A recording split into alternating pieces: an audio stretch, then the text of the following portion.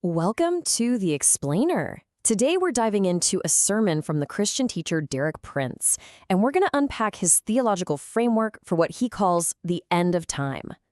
All right, so here's how we're going to tackle this. We're going to break it down into 5 key parts. We'll kick things off with the big idea of time itself, and then we'll build all the way up to the specific sequence of events that this framework predicts for the future. Okay, so first things first. We have to get our heads around this one fundamental idea that everything else is built on. This really sharp distinction between our world of time and a totally different realm called eternity.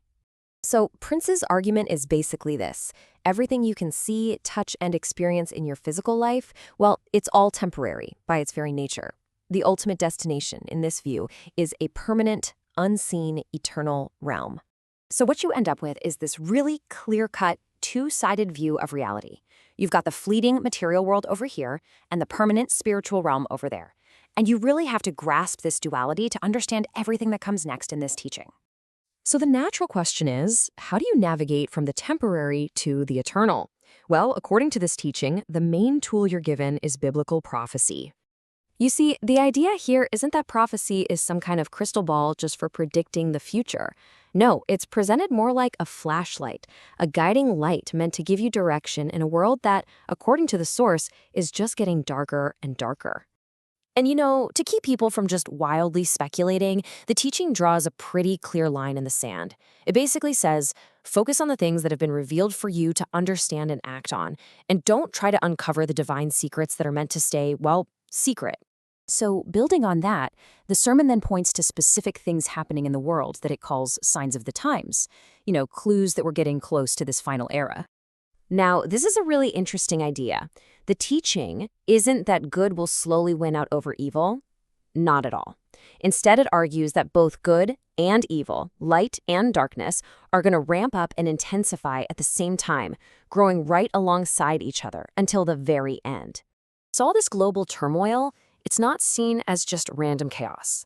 In this framework, they're called the birth pangs of a new age. It's like these painful events are signaling that something new, God's kingdom on earth, is about to be born. All right, this is where we get to the real heart of the prophetic framework, the actual sequence of major events that Prince lays out for the end of time as we know it.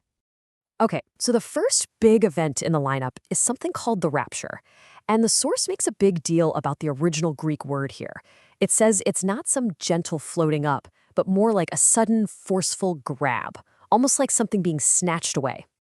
Okay, so here's the sequence laid out in the source. First, the rapture.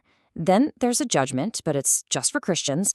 After that, the world goes through this terrible reign of the Antichrist, which is finally stopped by the return of Christ himself.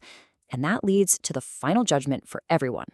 Now, the source is pretty clear that while these 5 events are considered a sure thing, the exact timing and even the order, well, that's still up for debate. And this is a really crucial point. This first judgment, the one for Christians, is presented as something completely different from the final judgment. It's not about condemnation or punishment. It's framed more like an award ceremony, assessing a life of service and handing out appropriate rewards. So, after that judgment of believers, this figure, known as the Antichrist, is said to appear on the world stage. And according to this teaching, he'll rule the world and kick off what's described as the absolute worst period in all of human history. So, this brings us full circle, right back to the central theme. What's the point of all this? Why should any of this prophetic framework matter for how we live today? And yeah, this is really the main takeaway. The whole point of this framework isn't to make you scared or obsessed with predicting the future. It's actually a tool designed to completely shift your perspective on what's important, right here, right now. The source makes this argument that, our jobs, our stuff, even our spiritual gifts, that's all temporary. It's just for this life. But the one thing, the only thing we actually take with us into eternity is our character. And that, he says, is the only real enduring riches. So we'll leave you with this question from the source material. No matter what your personal beliefs are, it kind of brings all these big theological ideas down to something everyone can think about. If you start focusing on a long-term, maybe even an eternal perspective, how does that change the way you live your life today?